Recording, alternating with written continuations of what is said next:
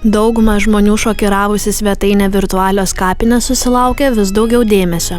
Čia siūloma internete žmogui susikurti ne profilio anketą, tačiau virtualų kapą.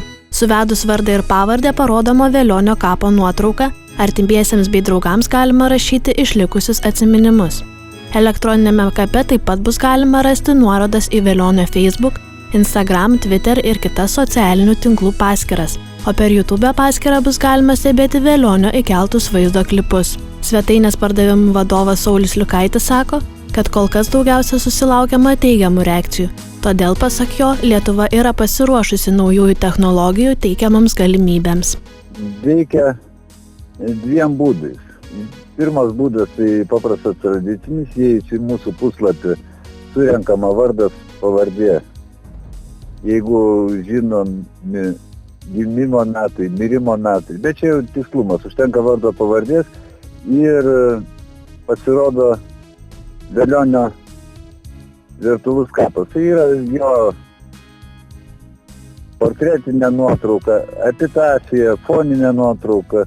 Epitafija paprastai rašo ant foninės nuotraukos, atminimų knyga, pagerbimų knyga, fotogalerija,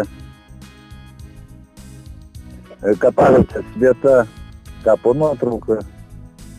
Tai būtų tradicinis. O jeigu naudojama QR kodas, tai yra skanuojama išmaniuoju telefonu arba planšete kapuose ir iš karto atidaroma Velionio virtualus kapas.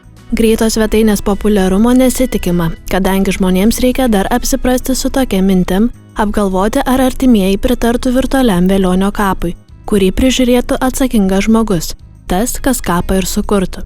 Tik jis turės prisijungimo vardą ir slaptažodį, o užuojauto žodžius galės rašyti, kas tik norės.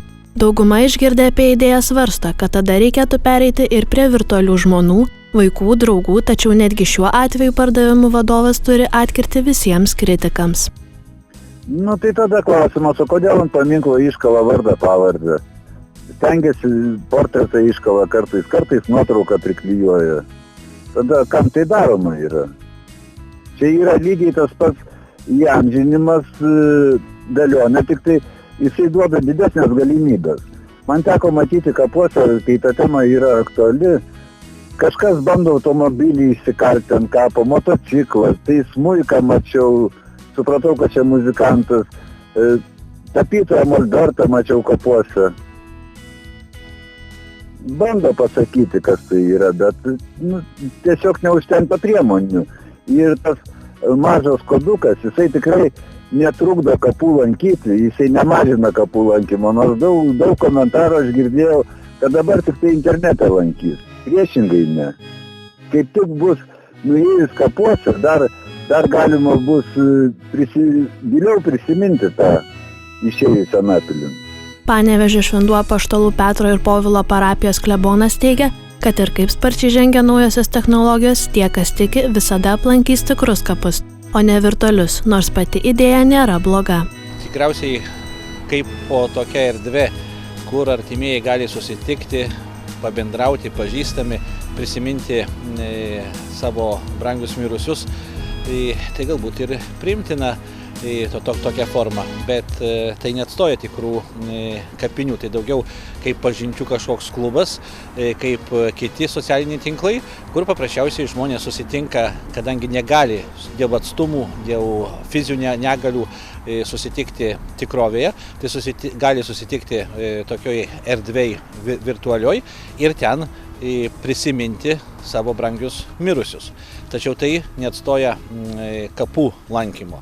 Tai lygiai tas pats kaip arba panašiu, kaip turėti virtualią šeimą, žmoną, galima būti kažkokios tai valstybės prezidentų, vadovų virtualioj erdvėj. Tai yra toks žaidimas, bet su tokia tikra tradicinė pagarba mirusiems daug bendro neturi. Nedaug funkcijų turintis virtualus kapas svetainėje nemokamas, o už premium pilnos funkcijos kapavietę reikėtų mokėti 39 eurus 10 metų, kadangi nėra žinoma, kaip technologijos pažengs vėliau ir galbūt viskas dar labiau tobulės.